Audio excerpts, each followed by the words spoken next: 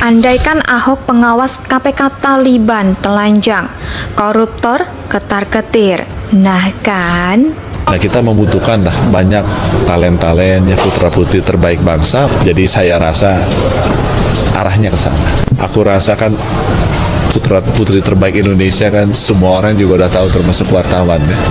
Jadi nggak hanya Pak Jokowi aja yang tahu gitu kan, aku rasa semuanya tahu. Ahok adalah bukti dari sebuah kalimat yang mengatakan emas meski berada di tengah tumpukan sampah, ia tetap emas. Yang benci Ahok akan semakin benci karena dulu niat mereka memenjarakan Ahok memang untuk membunuh namanya. Tapi sayang, Tuhan punya kehendak yang berbeda. Kan menurut undang-undang untuk pertama kali Dewan Pengawas itu dipilih oleh Presiden. Paling lambat bersamaan dengan pelantikan komisioner yang baru KPK, ya kan, pimpinan yang baru. Itu undang-undangnya. Nanti masih bulan Desember, masih digodok dalam tim internal, ya. Kriterianya apa aja Pak? Kriterianya Pak? Sudah kita sampaikan. Langsung dilantik ya Pak? Kriterianya Pak? Langsung dilantik dengan Iya, masih dalam penggodokan, tetapi kita harapkan nanti yang ada di situ adalah orang yang memiliki masukan dari semua. Indonesia sejak dulu kala tetap dipuja-puja bangsa. Nama-nama yang cahayanya tidak pernah redup menjadi sebuah nama yang sudah tidak pernah lekang oleh waktu, terus mengisi relung-relung politik yang begitu suram di Indonesia. Lembah-lembah kekelaman dunia politik dan dunia korupsi di Indonesia mulai gelisah karena terang cahaya dari sosok Basuki Cahayapurnama, ideologi yang ia jalankan dan semangat anti korupsi yang sempat ia tunjukkan secara hingar-bingar di Jakarta. Memberikan sebuah model politikus PDIP ini mulai difokuskan untuk menjadi Dewan Pengawas KPK.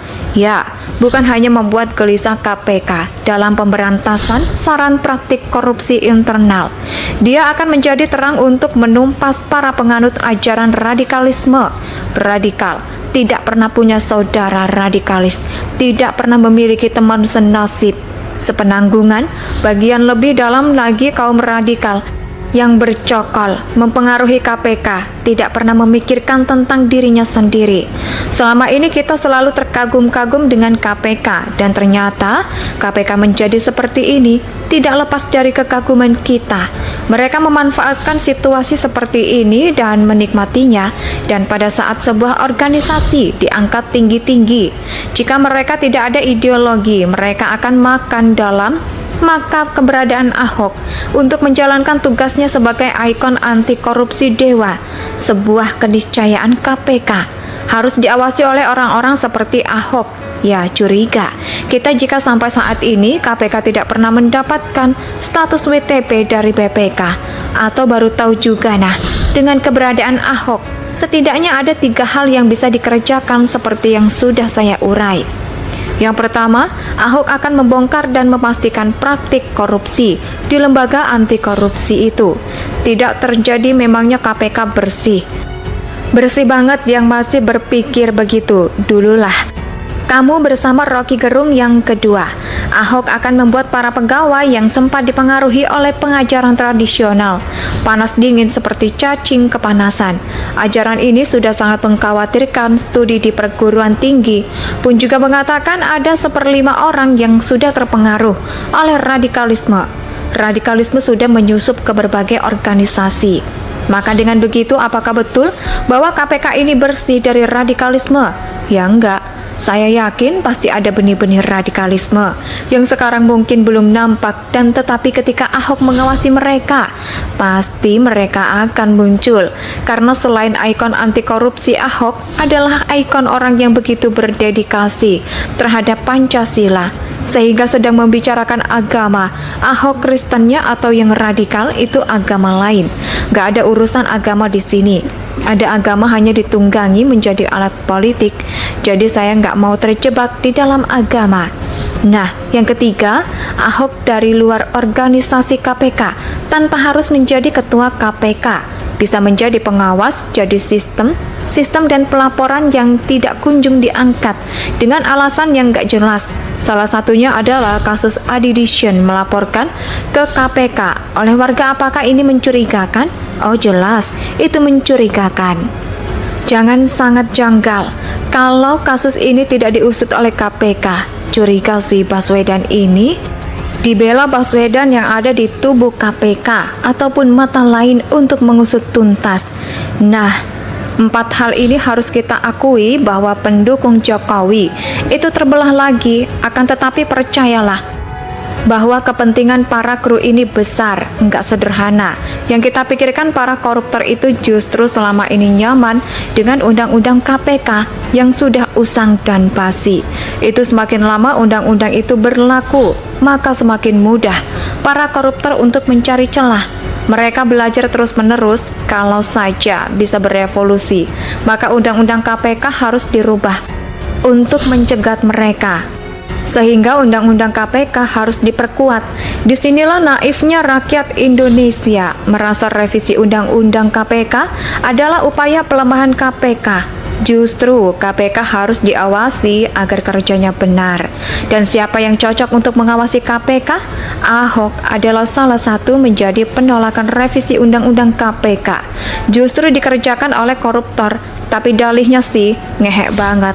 Ya mereka ini bermain mental psikolog. Warna peperangan psikis ini adalah peperangan yang dilakukan ular beludak biadab. Betul bukan? Ahok, kami membutuhkanmu untuk menelanjangi mereka. Nama-nama yang cahayanya tidak pernah redup menjadi sebuah nama yang sudah tidak pernah lekang oleh waktu, terus mengisi relung-relung politik yang begitu suram di Indonesia. Lembah-lembah kekelaman dunia politik dan dunia korupsi di Indonesia mulai gelisah karena terang cahaya dari sosok Basuki Cahayapurnama, ideologi yang ia jalankan dan semangat anti korupsi yang sempat ia tunjukkan secara hingar-bingar di Jakarta. Memberikan sebuah model politikus PDIP ini mulai difokuskan untuk menjadi Dewan Pengawas KPK. Ya, bukan hanya membuat gelisah KPK dalam pemberantasan saran praktik korupsi internal. Dia akan menjadi terang untuk menumpas para penganut ajaran radikalisme. Radikal, tidak pernah punya saudara radikalis, tidak pernah memiliki teman senasib, sepenanggungan.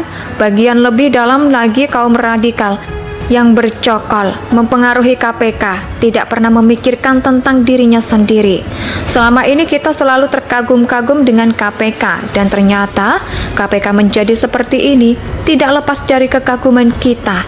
Mereka memanfaatkan situasi seperti ini dan menikmatinya, dan pada saat sebuah organisasi diangkat tinggi-tinggi, jika mereka tidak ada ideologi, mereka akan makan dalam. Maka keberadaan Ahok untuk menjalankan tugasnya sebagai ikon anti korupsi dewa, sebuah keniscayaan KPK harus diawasi oleh orang-orang seperti Ahok.